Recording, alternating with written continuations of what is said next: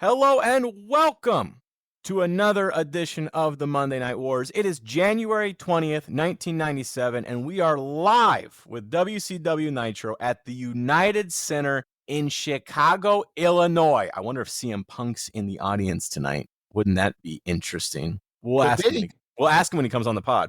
Absolutely. Anyways, I'm Scott, and with me as always is Joseph. Joseph, how are you, my friend? I'm good. It's another week and another episode of the Monday Night Wars podcast. That makes me happy. This one, though, this is kind of exciting. They make a big, I feel like they're going to make a big deal out of this Nitro, right? We have a special, we start off with Tony, and we got someone coming in through the crowd, Joseph. Someone that you might know and love. You want to tell me all about what happens before we even get into it? Yeah, we start the show off hot. Macho Man is back. Ooh, yeah. Macho Man is back, and he is in all black and silver. No, not because of the NWO, because he's kind of on his own. And he grabs a mic and a chair and just immediately decides that he doesn't even want to ramp me up. He just wants me to blow out my voice right off the bat, which is fantastic. And he says, "Here's the deal. I've been blackballed, and I'm not leaving here until tonight until I talk to somebody that's got some major stroke. Nitro is a 2-hour show. I've got no plans. I'm planning on staying here all night. And one other thing, I got a message for my ex-WCW boss, Eric Bischoff. You could kiss my ass."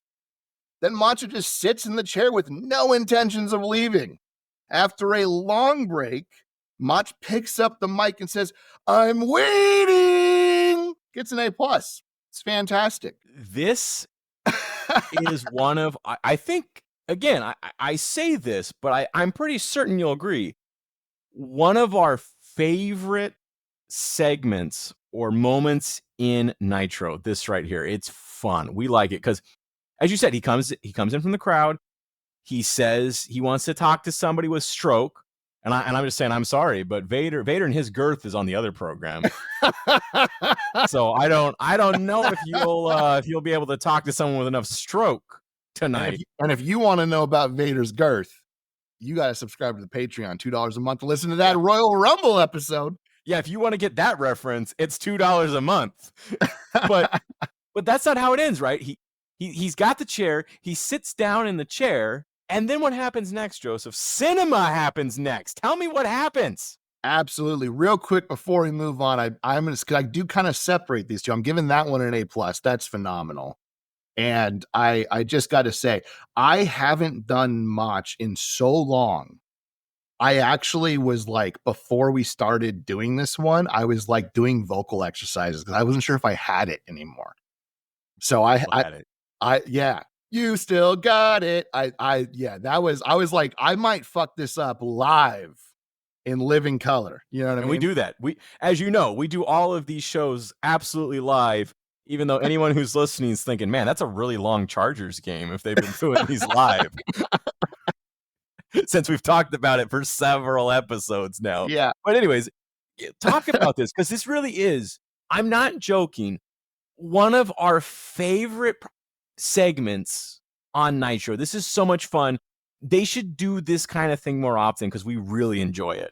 Well, and it's very realistic, right? And it's so realistic that it slides right into the next thing, which is what you alluded to. The first match is supposed to be Chavo Guerrero Jr., or some might call him, "Hi, Chavo." I thought you were going to do it, so I was giving you a second. I got none of that. I got none of that. No. Okay. He's going against Max X. Max. Yeah, Max with a double X. Yeah. Chavo's confused, though, as he walks out, and Savage is sitting in the middle of the ring. Savage clearly doesn't want to leave, and Chavo enters the ring, and Mach just brushes him off. Chavo then tries to reason with Mach, but to no avail. Chavo eventually is irritated. Mach finally gets up to leave. He's like, "Yeah, you're right. This isn't fair to you. Like, this is your paycheck. You've earned this." He gets up to leave, but then he just clocks Chavo and sits right back down. Max enters the ring, and Max is a big steroided dude and starts yelling at Mach. And Mach gets up and beats his ass too. The crowd loves this, as they should, and Mach sits right back down. The ref steps to Mach, and Mach beats him up too. Then Doug Dillinger enters, and Mach beats him up too. Then Ronnie's boy Alex Wright comes in, and Mach beats him up too. A number of WCW guys, both heels and faces, are out and trying to figure out how to remove Mach, who is armed with a chair. Which is like, it's one of those things where it's like, if you have a snake in your backyard and you're trying to figure out how the fuck do I handle this, that's kind of what Mach is doing right now. It's fantastic. Or in your boot. Yeah. So dumb. What? Then Sting descends for the very first time from the rafters on a harness, and he walks into the ring. Sting officially has the complete Crow Sting look, including the giant white scorpion across his chest. He points his bat at Mach, who is not intimidated and still sitting. Sting slowly walks around him, hits the chair legs a couple times with the bat, and Savage doesn't budge. Sting puts his bat under Savage's chin and lifts him to a standing position.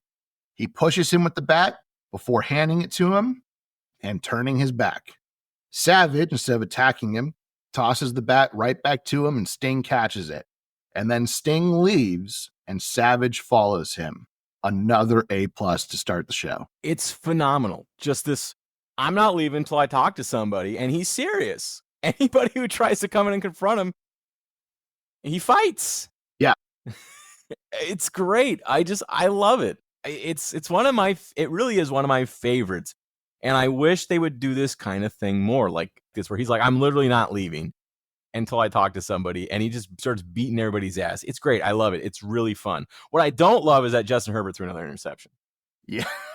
Yeah, I wasn't going to say it. Well, let's talk about the first actual match, right? We got Alex Wright, your boy, and Chris Jericho, right? Yeah, absolutely. I mean, Alex Wright, let's be fair about Alex Wright. I like Alex Wright, but he Ronnie Schmidt's boy. This is a fun match and kind of a breather that Jericho wins on a roll-up. There's no storyline. Get to see. Well, that was easy. Hey, I said last week, these matches that got no storylines, we're going to go through. You're trying to go clean. Well, here's another one that doesn't have a storyline. Tell me about it. Scotty Riggs, NWO Sting. That's not true. It does have a storyline. Buff Bagwell. Buff Bagwell comes out in his NWO shirt and has Buff written on the back. Buff charges Riggs, who bounces as the rest of the NWO attack. The announcement is that Riggs wins via disqualification, but the NWO surrounds the announcer and tell him to declare that fake Sting won, which he doesn't want to get his ass beat by all of them. So he's like, Sting won. Fake Sting won the match instead. I liked it. It wasn't perfect. It was very quick. It got a C+ for me. Thought it was fine. Yeah, as you know, I kind of like NWO Sting. I don't really like how they've been using him, but I kind of like the idea of this fake Sting because, I mean, that's the gimmick, right? It seems like Sting's joined the NWO, and you've got kind of this fake Sting. I wish it was just a little bit more mysterious about whether or not it actually was Sting. Like, I just really wish they had done that more. It's very clearly not Sting. So I kind of don't get it, but I liked the idea. After that, though, we got Tony, and he's going to send us over to a pre-recorded Ric Flair segment. We got Ric Flair with the Chicago Blackhawks player, Bob Probert. I think that's how you say it. And I'll say, Ric Flair doing his best Joe Namath here, rocking this fur coat. Yeah, yeah, and he's got like his old school mic, which I just, the whole thing is weird, but it's Ric Flair, so I kind of loved it. What did you think about this? I did not love it. How dare you? How dare you? I do like cross promotion things because even though they never have really any point other than they're a business thing, that's what I love about them. Like, it means that your business is at least healthy, that you're getting money from another league or entity to get promotion onto your program, which I do love. I think that's really good. That tells you that WCW right now is healthy. That being said, Bob says the NWO will need to watch out the next time they're in Chicago, because they're in Chicago right now, but he's not there. He's not an away game. So he's like, I can't be here for that. But next time, y'all motherfuckers better watch out. So it's fine. I gave it a C. I don't love it, but I didn't hate it by any stretch. It is what it is. And then we got another match because they pack these matches so tight. Not a record this week. 1, 2, 3, 4, 5, 6, 7, 8, 9, 10. Only 10. But they pack these 2 hours with so many matches. Only 10. They pack these 2 hours with so many matches. There's barely any time for story, which I do think is a negative in the WCW column. And we really just kind of go into our next match, right? We got Steve Mongo McMichael and Arn Anderson versus Jeff Jarrett and Eddie Guerrero. And this one ends kind of weird, Joseph. Tell me about this one. Yeah, during the match, Eddie runs out because he saw 6. Arn hits a monster spine buster on Jeff Jarrett. Arn locks in a Boston Crab while Mongo kicks Jarrett. And then Deborah throws in her sash to have them stop the match, which the ref does, but Arn's irate about because he wanted to get the tap out. Gene interviews the Horsemen, including Flair and Benoit. If you remember last week, Flair was not around. Flair says he is on the mend, but he looks at what is going on and he knows the Horsemen are not the unit they have been in the past. He knows he and Arn take care of business. He tells Chris and Mongo, let's be Horsemen first and then go downtown. Arn says you need to cherish being a Horseman. Mongo says he's proud to be a Horseman. Deborah says, I was your Mrs. Illinois, and she gets booed. She also says that what they did to Jarrett is not what winners do. And then Benoit says they're all winners. Then this just kind of closes. And what was the point of any of this? It's very confusing. I gave this a D. I didn't like a single moment of it. Well, actually, I liked the Eddie and Six stuff. That's it. Some of that happened on Saturday night where the storylines happen. Absolutely. It's true, though. That's the sad reality. Is it really is where the storylines happen. We go and Vince saw that and said, that looks great. So now he's doing it as well on Shotgun Saturday. Yeah. Why not? Because Vince watched him and saying that stuff apparently is working. So we'll do it too. They're beating us in the ratings. Putting your stories on your secondary program. That's what it is. And Mexican wrestlers. Those are the 2 he seems to have learned. Yeah, I Eric obviously has to make his weekly jab or seemingly weekly jab at WWF. He says the top 2 organizations in wrestling right now are NWO and WCW. Talks up the outsiders and Hogan. Talks about Flair. Tells Flair to hang it up. It's over. Basically all that. I mean, then he does take some shots of the Macho Man and Liz. Anything more you want to add? It's just. So they're talking crap, right? Talking about the vignette, right, where he's on the motorcycle. Yeah. Okay, because you had said it was on Saturday, but this actually is a vignette here, so I was a little bit confused. No. Then I think this is from Saturday night, the one I've got here. Let me see if there's a motorcycle thing. Let me look in my notes if I wrote down motorcycle, because on my notes I know this is Saturday night, so maybe I'm just crazy. Maybe I just don't remember. Maybe. Well, regardless, it is a vignette. It is a Eric Bischoff vignette. And there's a few things that I do have noted here. Bischoff says it is not easy being the king, but he wouldn't trade it for anything, which he loves what he's done. He also calls Hogan his personal hero. He says it's been emotionally tough to watch Flair be broken like he is. He says, I tried to tell Piper to stay home, and he just feels bad. Then he fake cries. He says there are wannabes, has-beens, and misfits that want to get in his organization like the Giant. He asks Liz what are 2 things Macho Man wanted more than anything in life. He says Liz and my hair, because Macho Man is actually going bald, which is hilarious given the state of Hogan. The whole vignette is honestly Eric Bischoff being delusional, and I will say that works perfectly. I do really enjoy that because Eric Bischoff is a really good heel. I don't think he should be part of the NWO, but he is, and we just have to take that as reality. So for what he's doing in this promo, being completely delusional, pretending that they've done everything that they haven't done, like beat Piper and stuff, I'm okay with that. The vignette at the end of the day, to me, does work. I'm giving this an A. All right, then. You describing it, we're definitely talking about the same promo here. So listeners, if you watch this episode, tell us who's right, whether or not this is from Saturday night or not. Because I wrote down that it was from Saturday night. And importantly, neither of us are going to go back and watch it. Absolutely not. All we can go is forward. Yeah. We can't stop now. The train is a-rolling. I didn't love it as much as you did, but as you know, I have a personal grudge against Eric Bischoff joining the NWO. So I think everything he does is kind of colored in that lens of like, you shouldn't be doing this. But that leads us to our next match, which is Ultimo Dragon and Dean Malenko for the WCW World Cruiserweight Championship. Dean just keeps trying to get this damn title, and it just don't work. It's just not working for him. It's true. This is a great match. It's a fantastic match. Ultimo Dragon gets a near fall after an avalanche rana. Malenko mounts a comeback and goes for a brainbuster, but Ultimo reverses it into a small package for the win. This is an actual rivalry. So on top of a great match, I'm giving it an A. It's a rival. It's one of the weaker rivalries because there's not a whole lot of storyline going into it. But we've seen them wrestle a number of times. And like you said, Dean wants his title back, right? Ultimo took it. He's trying to go back for it. We've seen really no promos or anything like that to extend a rivalry, but this counts. It was a great match. It's got a kind of storyline going in it. I'm giving it an A. And to end it, Tony tells us Dean's going to get another shot. Absolutely, he is. After Clash of Champions. So there you go. Oh, no, I'm sorry. At Clash of Champions. I misread my notes. He's going to get another rematch. Apparently, it's a Clash of Champions tomorrow night. I'm also noticing my notes. Are we talking about that? I think we have to because we've done the last couple. There's only a few more Clash of Champions before they stop doing that.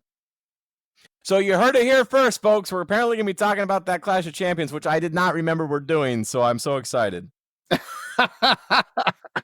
Because the last one was not very good, if I recall. Right.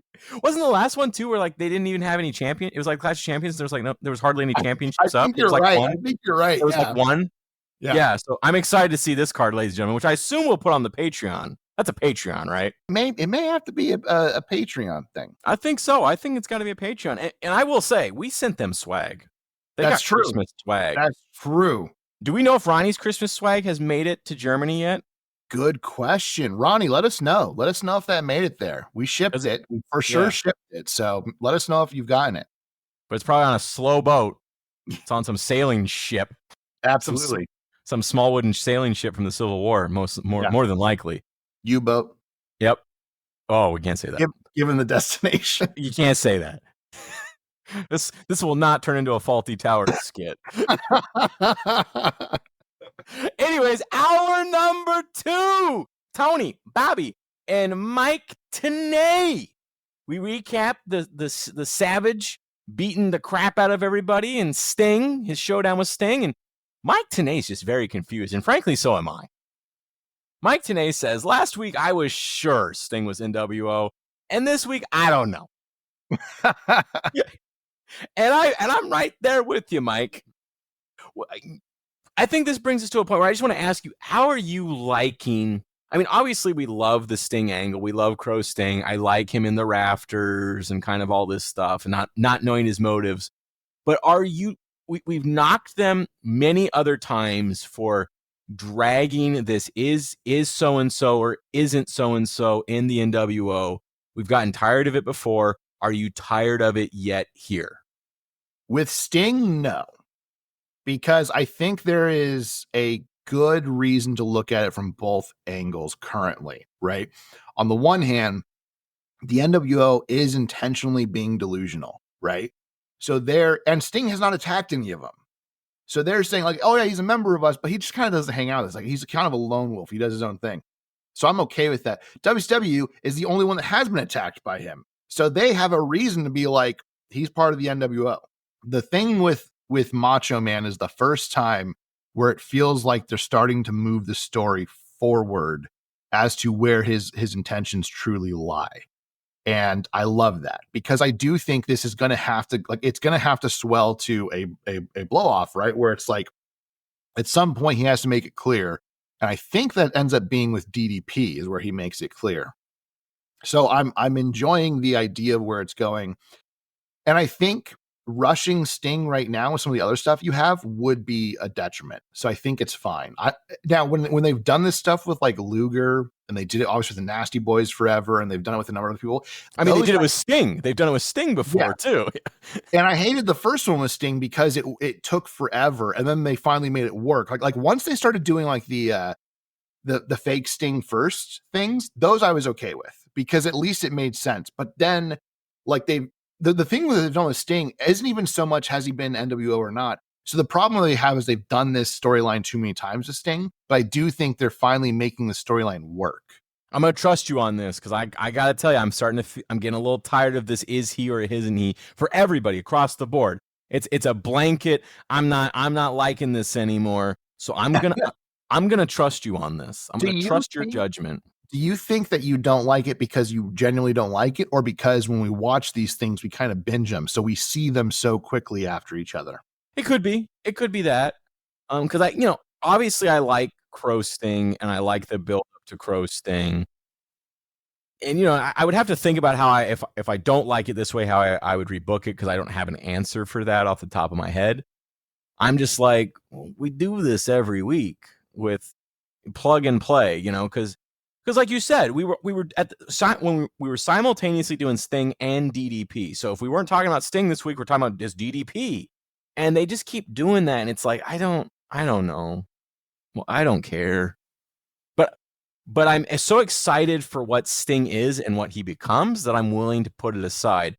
And like I said, I'm going to trust your good judgment on this because you've never been wrong. In fact, you're not wrong. That's beautiful, man. Thank you. But then we go to our next match, and we got a good match because we got Steven Regal and Jacques Rougeau. That's how you say it because he's a French Canadian. Absolutely, yeah. Yeah, that's how you say it. I don't know if you knew that. For the WCW World Television Championship. Tell me about it. Colonel Robert Parker, interferes, and Regal just beats his ass while also winning via DQ. So kind of a weird one because Regal is also a heel, but he wins via DQ, which doesn't very commonly happen with heels. Yeah, it is what it is. It gets a C minus. Jacques Rougeau is nowhere near the level that Steven Regal is, and unfortunately, that just kind of is the nature of the beast. I didn't hate the match. I think it's probably just because Steven Regal did it. And I will say, I'm not as you know, we're not fans really of Colonel Robert Parker, but I do appreciate that anytime they put him with someone, he goes all in. He's dressed in like this. Yeah, he's in this French Foreign Legion like outfit, which really doesn't make sense because they're French Canadians. But I still like it. I'm like, you know what? Yeah, but most brownie people points don't think about the Canadian part. They think about the French part. Even when they sing "Oh Canada," they're just like a bunch of Frenchies. We go to a break. We come back, and WCW got a busy week, man. We got Nitro, and then tomorrow we got Clash, and then this weekend we got Sold Out. And again, I'm looking at this, and I'm thinking about our podcasting schedule, and I'm like, no. This is going to be a long recording session when we do this. Because then, of course, we also got to talk about Raw, and it's a lot. Lee Marshall. What a segue. Lee Marshall. Lee Marshall. Stop the presses. It's Lee Marshall, okay? The man needs no introduction. He's in Milwaukee, actually. That's how it's pronounced. Which, of course, is, Native American for the good land. It is. This is righteous. Anyways, that's where the Clash is going to be. And we get a Weasel joke. You want to tell the Weasel joke? I would love to tell the Weasel. I love telling the Weasel joke. It makes me so happy. But first, though, he says that the cheeseheads are keeping him warm, which I'm not sure how to take that. Like, usually when you say someone's keeping you warm, it's an innuendo. So, like, are you just sleeping with all the cheeseheads? Is that what you're doing? Which I can't blame. It's Lee Marshall. You hear the sultry tones of Lee Marshall, you're going to be in bed real quick. Man's got a good voice. He's Tony the Tiger.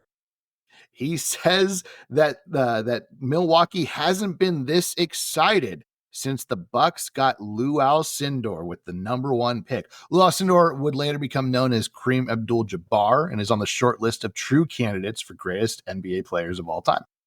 He then says that he had a chance to try the local cuisine and asks if commentary has ever had a chance to sample sauerkraut and bratwurst. Don't do it, he says. Bobby says he hopes Lee chokes on a kielbasa. Loved it. Gave it an A+. I thought the bratwurst one was actually pretty good. Yeah. I mean, we like all the Weasel jokes because they're dumb, but I like that one. I was like, that one's actually kind of clever, I also really loved Bobby's retort. I hope you choke on a kielbasa. That was so good. Bobby's one of the best in the game. And I will say, his mama call him Lou, I'm going to call him Lou. Oh, my God. Wait a minute. A man has a right to be called whatever he wants. There you He go. wants to be called Muhammad, then God damn it, this is a free country. We should call the man Muhammad. That's coming to America. Again, we make so many references that our European listeners, which may just be Robbie, but Ronnie. Ronnie? Who's Yeah. Robbie? I don't know. That's evil Ronnie. Oh my from goodness. the other universe. Yeah, He's got a mustache. That's how you can tell him apart. He's got the mustache, you know. Doppelganger, yeah.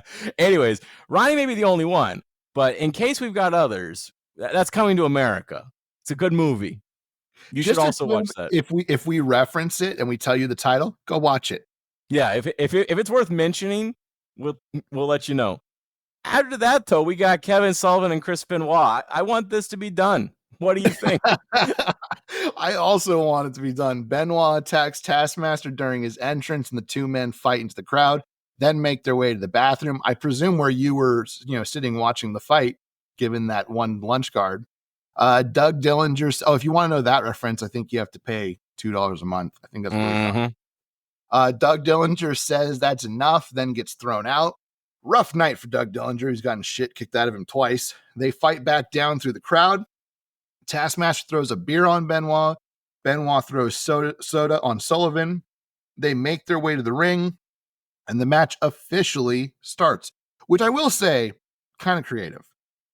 Woman is screaming at the ref, and the ref is distracted as Jimmy Hart hands the ring bell to Sullivan that Benoit slams headfirst into with his diving headbutt.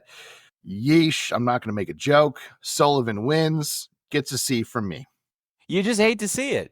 Every time you just go, oh. Yeah. But I want to go back to something important. Okay. And that's Doppelganger Ronnie. Because what if Ronnie emails us and says, actually, I have a mustache, and it turns out that he's evil Robbie from the other dimension. God. Yeah. Ronnie, let us know if you're the evil doppelganger or not. Yeah. We have to know. We have to know. Absolutely, we do. And he'll email us too, because he is a frequent commentator on the show, right? You always say long-time listener, first-time caller. Ronnie calls in, and we appreciate it. It's good to get feedback, so we appreciate everyone who emails us. Wyatt, Ronnie, we appreciate all you guys. And look, feel free to. We've had people email us in the past. Feel free to. There's nothing stopping you. If we'll read it on the show. I was going to say if it's positive, we'll read it on the show. But honestly, if it's negative and it's funny enough, I might still read it on the show. Yeah, why not?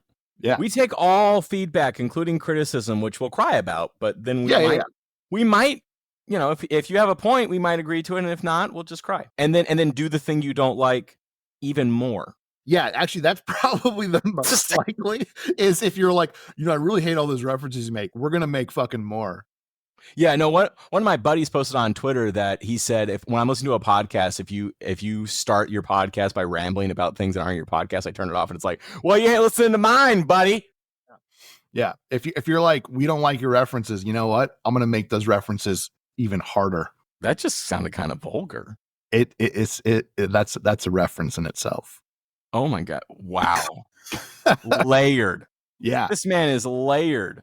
Anyways, we come back because we got a show to do here. We come back to Tony, Bobby, and Mike Tenay, and they're trying to sell us on this Hogan Giant match at Sold Out, trying to get us to buy some tickets, buy the pay-per-view, but then they get interrupted by the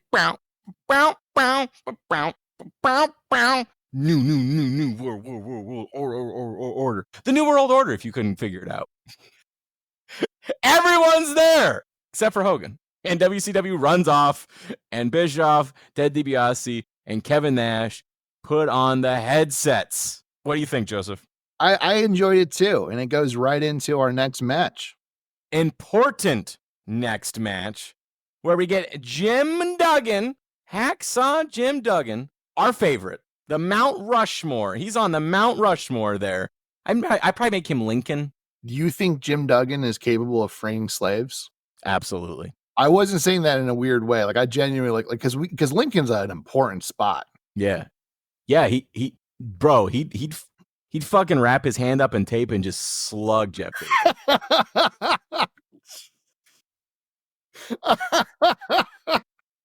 Tell me I'm wrong. Tell me I'm wrong. So good. And then Bobby Lee'd be like, you know what? I don't want none of that. Yeah, So, absolutely. anyways, we got Jim Duggan versus Carl Omelette.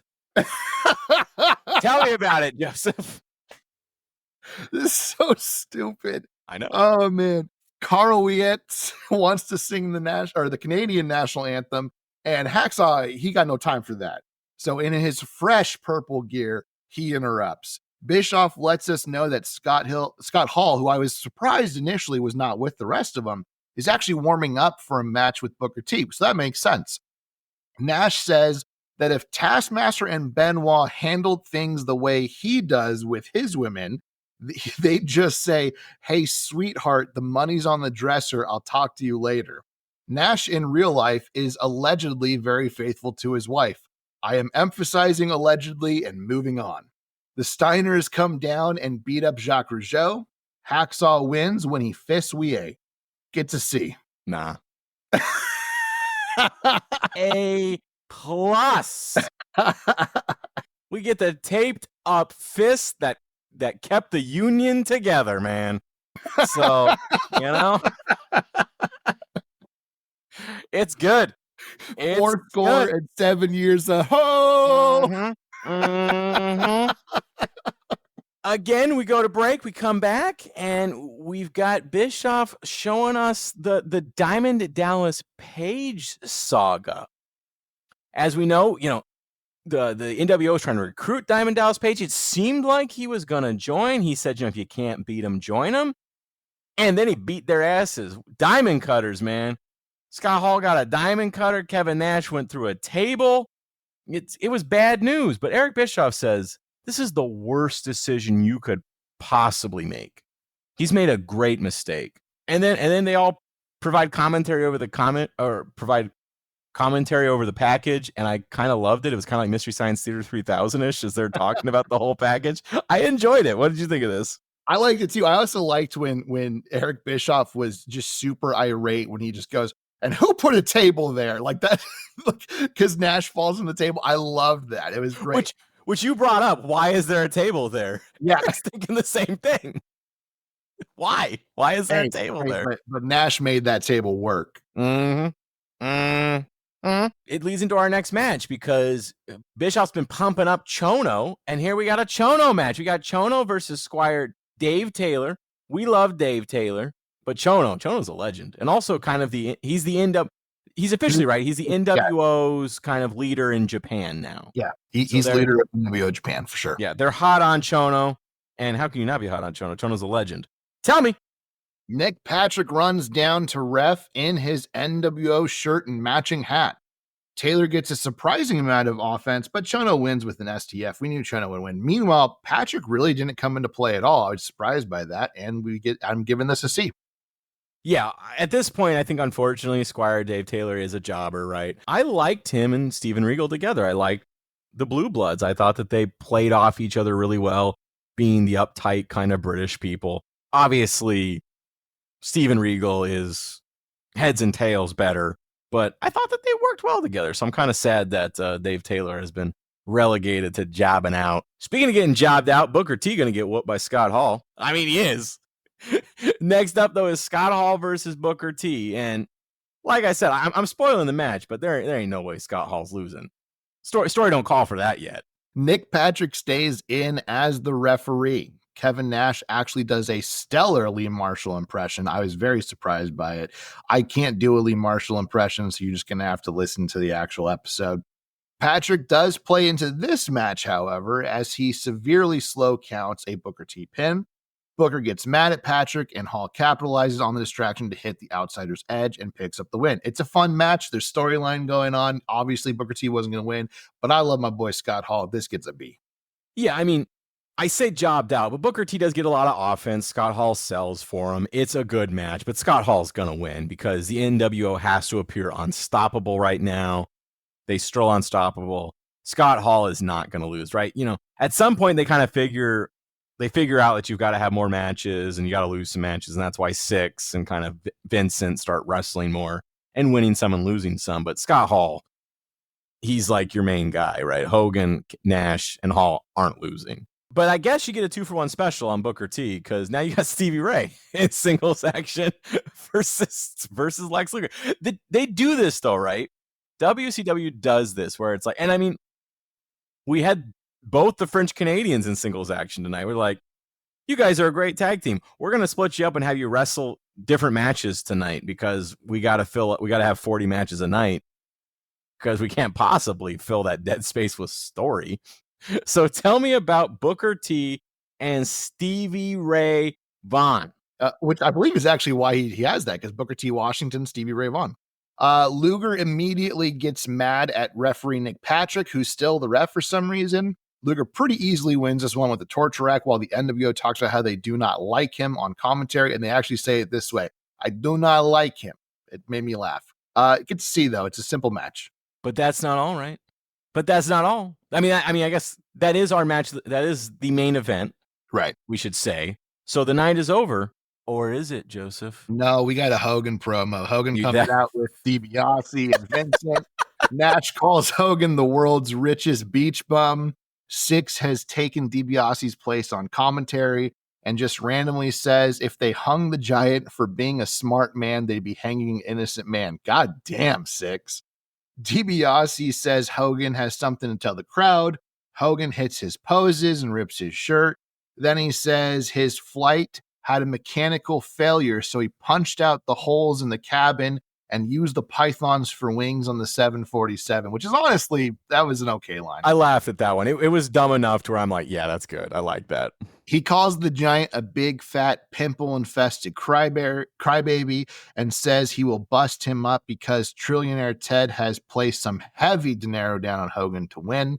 He asked Ted if he begs for mercy, should I give him any quarter? And Ted says, absolutely not. Hogan says when he was using and abusing the Giant, he met his mommy and told her what a good boy he was. Then he rambles incoherently and the Giant runs out as security holds him back.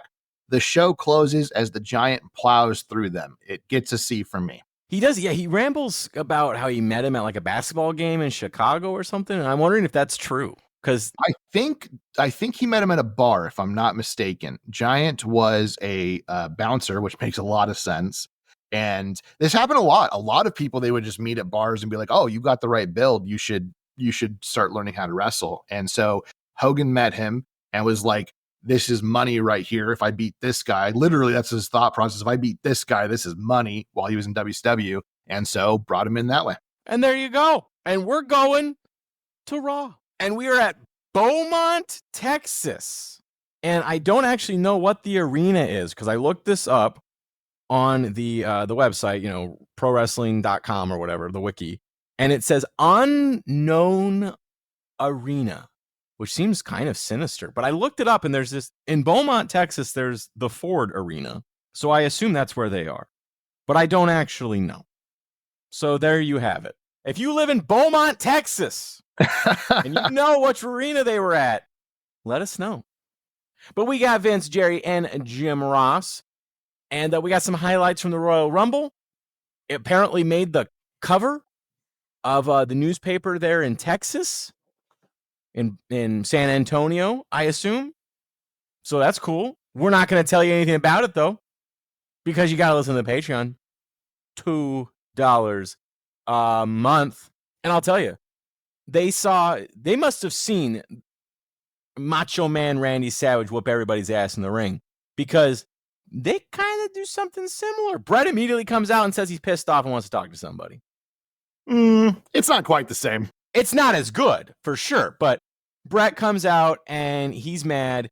He got screwed. Some even call it the San Antone screw job. Absolutely, yeah. Yeah, so I guess we do have to kind of tell people what happened at the Rumble, because it's the subject of this conversation, right?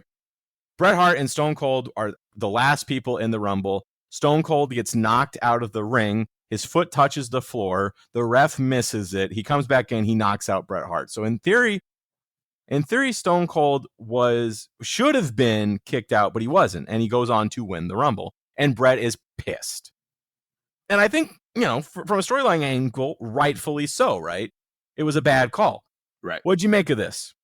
Well, I'm, now great. Thanks. We're going to have like 60 people not subscribe to listen to our excellent take on the Royal Rumble Well, because then cut it out. right. Cut it out if you don't want them to know. You can say, you can just have it me going, so we have to tell everybody because it's relevant, and then redacted. So Bret Hart shouts that he has something that he has to say to Vin Man. When he decided to come back, he was promised he would get an opportunity to fight for the WWF title. You put me in the ring with Steve Austin and said, if you can beat him, you'll be the #1 contender for the WWF title. Don't you think it's a little convenient that Shawn Michaels is out doing commentary during my WWF title match against Psycho Sid? Bret says it wasn't a coincidence. Then Shawn sticks his nose in my business and cost me the championship. And they told him, well, just fight in the Royal Rumble against 29 other guys. He says it's clear to him that he won the Rumble and should have a title match. Where is my opportunity? He says I've been screwed by Shawn Michaels, Stone Cold, the World Wrestling Federation, and by you. And he points to Vince. Bret says he doesn't make idle threats, but he won't get his opportunity, so he quits. He drops the mic and walks through the crowd. Stone Cold runs out to grab a mic, but the mic isn't working. Then he grabs a mic that does work and he says, are you going to give me a piece of equipment that works, or am I going to have to whip your ass? Which is fantastic. Bret Hart, you can sit there and bellyache and complain with the best of them. Ever since you came back, you ain't done nothing but cry. You sit there and talk about how Vince screwed you, how I screwed you, how everybody screwed you. The bottom line is, son, when the going gets tough, the Harts get going back home. The crowd cheers Stone Cold, and he tells them to knock it off. Go back to Canada, son, because the only person you can possibly beat is your little wrinkled up old man in his little basement. You talk about being jerked around. I've been jerked around for 7 years. I get here and I'm supposed to face Psycho Sid tonight. Then some guy, a 350-pound buffoon that calls himself Gorilla Monsoon, the commissioner, says, no, Psycho Sid is at home with a concussion. Psycho Sid may be at home with a concussion and an ice pack on his head, but he's also got a yellow stripe running down the middle of his back. As far as Gorilla Monsoon goes, I got a big bunch of bananas and I can tell you where to stick each and every one of them. You want me face to face, or you want me to face The Undertaker? Then you can bring his dead ass out here because I threw it over the rope last night and I'll do the exact same thing right now. So bring him on out. I got something for him. Then Vince walks backstage.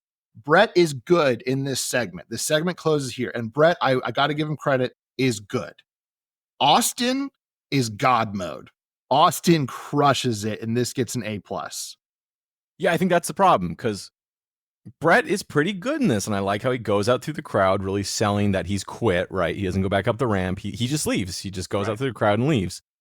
I thought that was good, but yeah, Austin is just heads and tails above him on this. It was all great. Good way to start the show. I really liked that. What I don't like is up next, we've got Owen Hart and the British Bulldog versus Doug Furnas and Phil LaFawn in a non-title match. Because I feel like if Owen and Bret are and the Bulldog are wrestling as a tag team, it should be for the title, right? Otherwise, why we have them wrestling? So tell me about this one. My note here is British Bulldog and Owen Hart versus the other Canadians. This is a fine match, but not much to write home about. It's well wrestled, but Owen hits LaFawn with the Slammy Award and Bulldog picks up the win. I will give credit where credit's due. I love that he hit him with the Slammy Award. I gave this a B. It's a pretty good match, but like I said, there's not much to it.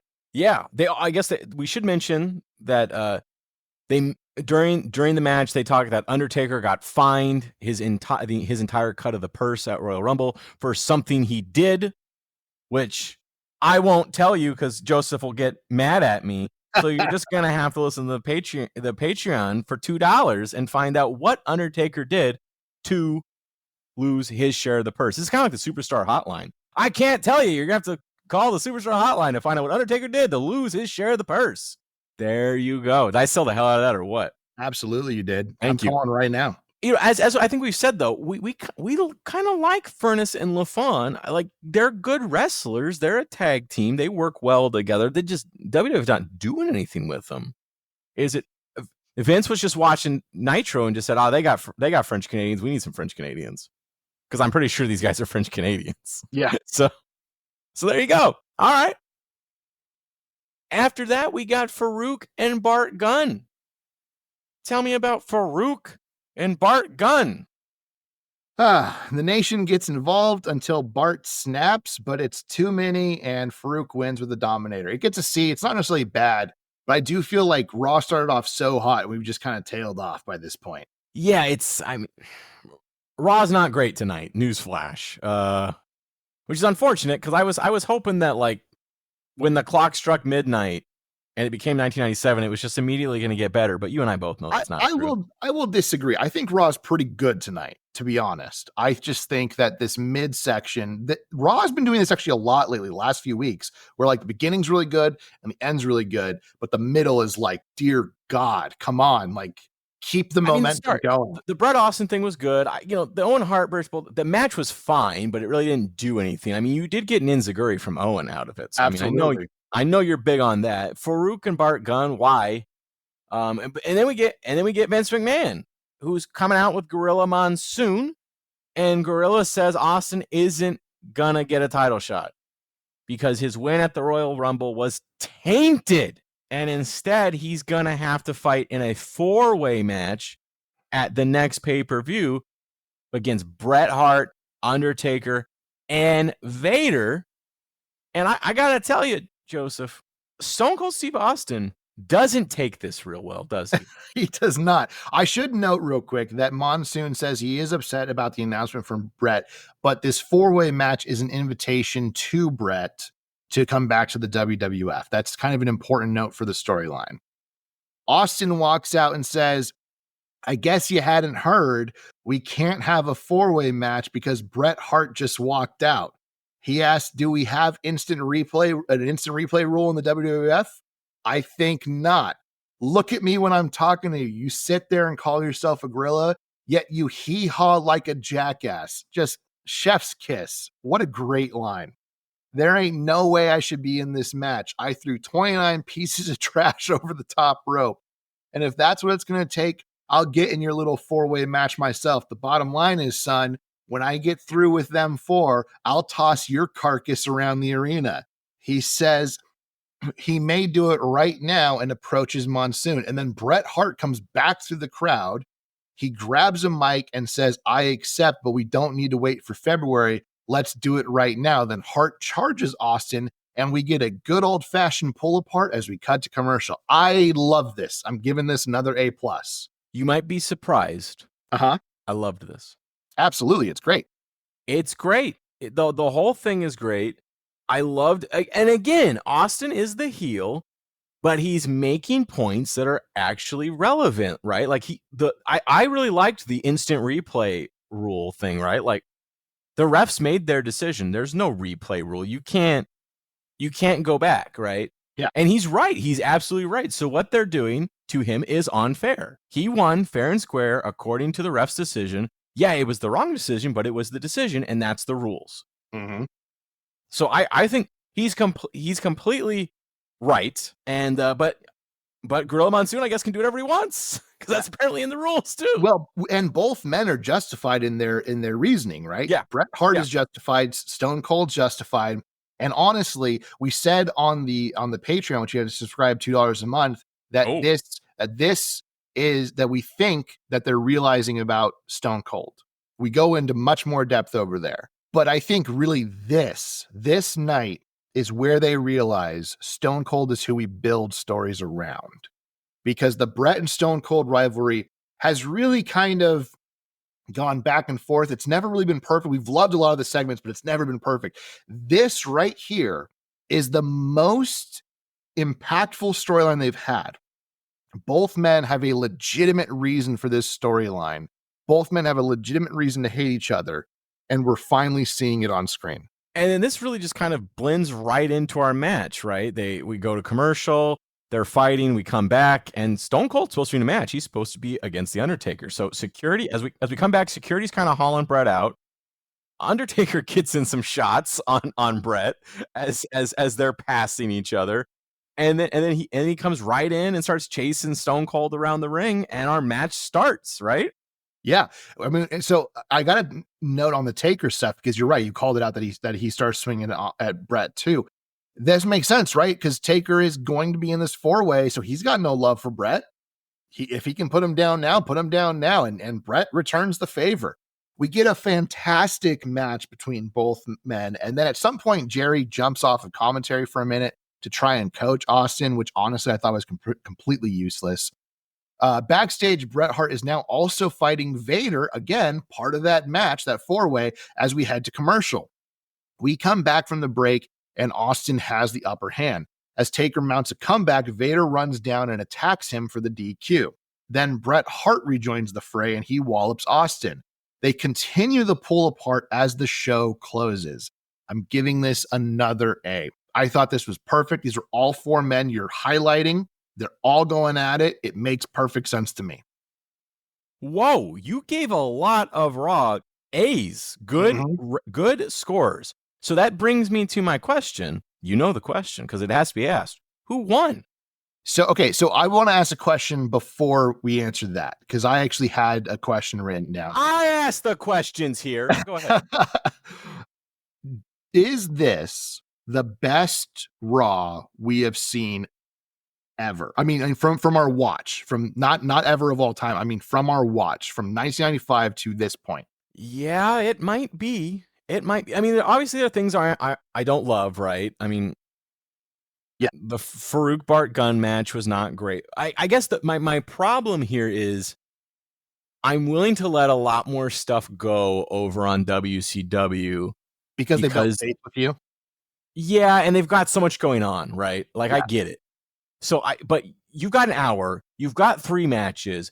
I feel like they all got to be tight. So I'm a little more critical with Raw when you've only got 3 matches to work with. You could make every single one of them a banger. So I guess maybe I'm a little more critical on that. But if I'm just looking at Raws and putting WCW aside, like you said, and you just want me to say if this is the best Raw we've seen, obviously they all kind of blur together in my mind. So I can't remember. But this one is pretty good. There are things obviously I don't like. I liked the tag team match, but I was kind of annoyed that it wasn't for the titles. The Farouk Bart gun match was whatever. But I liked all the Stone Cold stuff. I liked the Brett stuff. I liked Taker and Vader. I thought they played their parts really well. So it was overall pretty good. Pretty good. So yeah, without kind of going back and watching every episode of Raw we've watched up to this point, which I will never do again. Yeah. It's certainly a contender. Yeah. Okay. So to answer your question on who won the night, I'm giving this to Raw. I knew you were. And I was like, oh my God, you've done this a couple of times now. Yeah, I think Raw is really starting to cook. You're right. The Bart Gunn Farouk match really was whatever, right? The Canadians versus the freaking Canadians. That match was good, but you're right. I do think the title being on the line would have made a lot of sense. But it was fine. I enjoyed it for what it was. But the beginning and end are so good. And it's crazy because when I watched Nitro, I was like, there's no way Raw beats this because you have the great macho stuff, which absolutely excelled. You get more with Sting.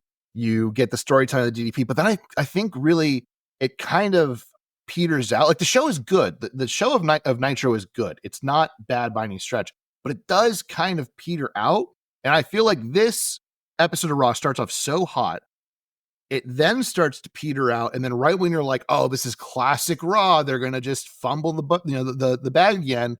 They just immediately take right back off, and it becomes a very tight 1 hour of television. I personally thoroughly enjoyed this Raw.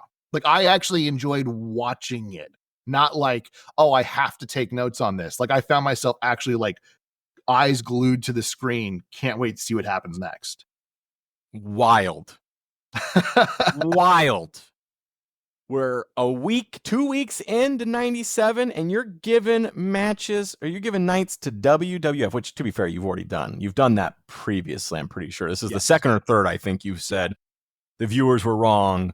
Raw has won it. But up to this point, I think I've disagreed with you. I think I've given it to Nitro each and every time. Well, and also with those ones, the shows were close because Nitro was bad. Yeah. Do you know what I mean? So I went, I'm going to give the edge to Raw on this. This time, they're both good. You're right. I think WCW Nitro does kind of drag this week. We do get, towards the end, usually usually hour 2 is better. Right. And I don't know if that's necessarily true this week. Because I feel like a lot of the matches get kind of like just kind of filler. There's a lot of filler matches on Nitro tonight, right? Mm-hmm. They're not necessarily bad. I mean, I got my Jim Duggan match, but it's a filler match, right? The Kevin Sullivan Chris Benoit match. I guess it's pushing a storyline, but a storyline we don't want pushed anymore. Right. I don't like that they're breaking up. I mean, they did it twice this night where they broke up 2 pretty good tag teams and made them wrestle in singles competition, right? Which I'm not a fan of. Like, obviously Booker T is great, and I think Booker T is a fantastic solo competitor, but he's not there yet. That's not what he's not there yet. And honestly, Booker T getting split off is fine with me, but Stevie Ray, no, no. And the French Canadians, like, I enjoy them. They're a good tag team, but really have them both on tonight in singles competition. Well, it's kind of that thing where it's like with Harlem Heat. If you want to do the whole who's the Shawn Michaels, who's the Marty Jannetty, obviously Booker T is the Shawn Michaels, right? Mm-hmm. With the French Canadians, they're both Marty Jannetty. Damn. I mean, it's true. Neither of them is anything without them together. They don't have the screen. Neither of them have the screen presence to really carry it on their own. Yeah. Right. You know what? I think I'm going to go with you. I think this is, put it in the record books, because I'm going to give it to Raw as well. Raw, because I think I'm overly critical of Raw because it is an hour, and I feel like they should be able to book a pretty tight show, because they don't have to use every warm body they can to sustain 2 hours like Nitro does. So I think I've got goodwill for Nitro, but I also understand the incredibly difficult situation they're in at booking a 2-hour show. But also, like, Raw has lost so much credibility, which is why we're so critical of it. Yeah. But yeah, I mean, despite despite my nitpicking on the tag team match, it was still a good match. Farouk and Bart Gunn was not terribly wrestled. I didn't need it. Like, yeah. And but everything that happened with Brett and Steve and Undertaker and Vader was good. Right. I liked that. So yeah, I'll give it to. Why not? I'll give it to Raw. And I looked it up because I was like, well, because it sounded like you were going to give it to Raw. I looked it up to see what the ratings were. Obviously, we know Nitro won, but it was not just they won; it was a landslide. Nitro got 3.7, and Raw was a 2.2. Damn. WWF. I mean, it's kind of what we were saying, right? Nitro's built up the goodwill, and Raw has been 1997 was terrible. Raw was awful. Yeah. Every single night without fail. I've said it before and I'll say it again because it's true. There were days when you and I were kind of like, why are we doing this? Right. This isn't fun watching these Raws. And, sometimes I had to watch them like once or twice, because I wanted, I had to go back and kind of watch again because I didn't get all the notes or something, or I felt like I missed something or whatever. And it was just a chore. Yeah. This Raw was not a chore. Yeah. And so for that, I think they deserve a hat tip. You're not wrong. I'm not wrong. And neither are you, Joseph. That's important. Yeah. Thank you. Well, I mean, that does it. So you heard it here. January 20th, 1997. We both, for the first time, I've given it to Raw. Joseph's given it to Raw. We've both given it to Raw. If January 20th, 1997 Raw is on not I was gonna say Peacock, it's on Netflix now. F you, Reed Hastings. But go watch it. Tell us what you think. Go watch it. I'd be interested. Maybe, we should put a poll on our Twitter that no one will click on. But let us know what you think. Write us a letter. Tell us if you think we're right on this Raw, because all the data tells us we're wrong, but we think we're right. Yeah, I agree. There is one last thing I want to know before we head out. Uh-oh. It's a real quick one. So if you subscribe to the Patreon, you might have noticed that you haven't gotten a long form episode in a while. And that's because, frankly, we've been pretty tight on them. But this episode, which will be on Spotify under an hour, I'm letting you know right now, you want to get the long form episode, you're going to have to go to Patreon, because we have gone way past our hour, which is totally okay, because now we can throw it on our Patreon. What a deal. Goodbye, everybody. Bye, guys.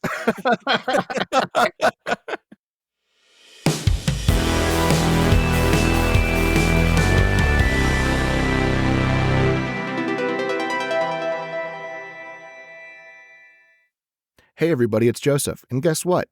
Not only can you listen to us every Monday on Spotify, but you can find us on Apple Podcasts, iHeartRadio, Amazon Music, and YouTube Podcasts as well. Just search for Monday Night Wars Podcast. If you want to reach out to us, you can find us on Twitter at MON Night Wars Pod, on Instagram at Monday Night Wars Podcast, or just email us at mnwpodcast@gmail.com. And finally, subscribe to our Patreon at Monday Night Wars Podcast. For $2 a month, you get every pay-per-view from WCW and WWF during this era, as well as additional content later on. Once again, thank you for listening. We'll see you here next time on the Monday Night Wars Podcast.